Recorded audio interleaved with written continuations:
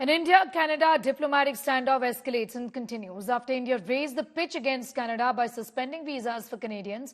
Canada Prime Minister Justin Trudeau doubles down the allegations against India over Khalistan terrorist Hardeep Nijjar's killing. Trudeau said there is credible reason to believe agencies that Govt of India were involved in the killing of Nijjar. He's also added that the allegations have been levelled against India with utmost seriousness and that Canada expects India to cooperate.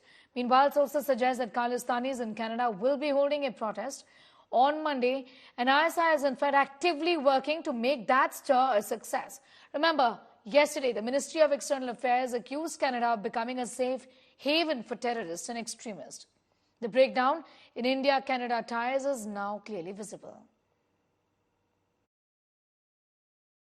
There are credible reasons to believe that agents of the Government of India were involved in the killing of a Canadian on Canadian soil.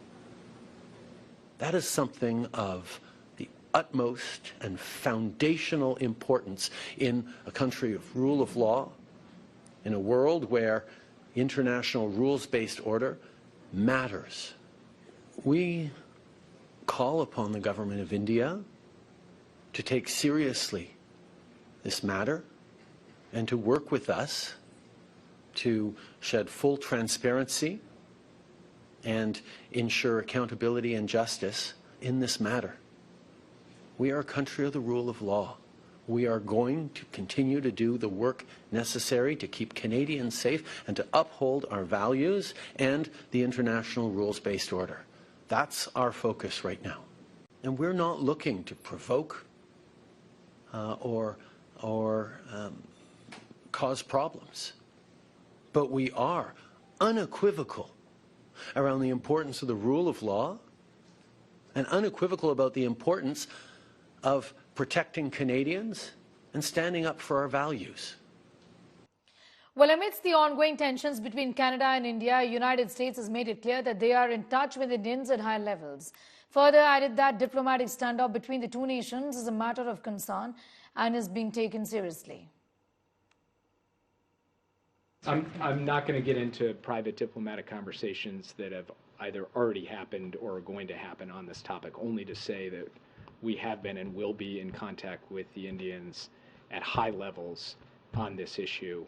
It is a matter of concern for us. It is something we take seriously. It is something we will keep working on. And we will do that regardless of the country. And senior journalist from Nat Telegraph, Viat Claypool, is now joining us. Thank you so much for your time. You're joining us from Alberta in Canada. I want to ask you, as far as this standoff between Canada and India is concerned, what then happens to many of those students who will undoubtedly get affected by this controversy? There's students living in Canada, studying in Canada. There are many Indians who are living in Canada, working in Canada. They have friends and family back home here. Yeah, obviously there might be still a way of coming into Canada as an Indian, but for Canadians going to India, now the relation has been severed, because really it is right for the Indian government to be a little bit concerned about dealing with a country where there seems to be no protections against extremists, and that you can't exactly trust a country when you've dealt with them and they've effectively insulted you for even taking security seriously in your country. I think that this is going to make it very difficult for people to be confident enough to go either from Canada to India or India to Canada, because they just don't know if the relationship's going to be able to hold up long enough for their visa to be able to last the entire trip. There was support that Justin Trudeau really expected from G7 countries. All that US really said was that India can work with Canada in the probe. Interestingly and funnily, the support actually came in from Pakistan, isn't it?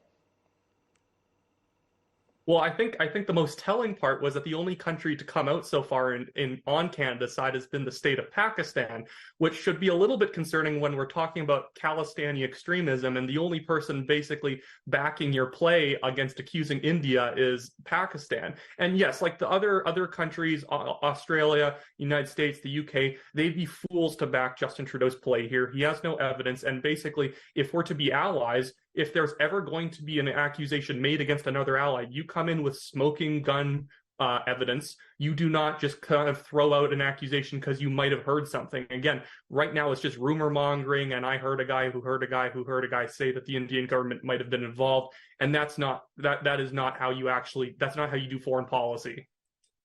All right, I'm going to thank you for the moment for joining us with your views on that.